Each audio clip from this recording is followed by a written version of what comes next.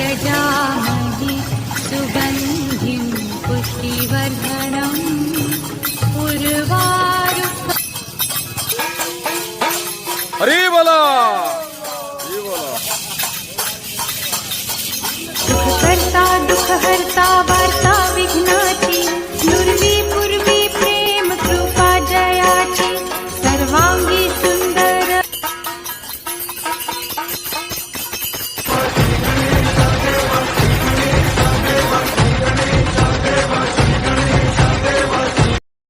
प्रणम्य शीर्षा देवं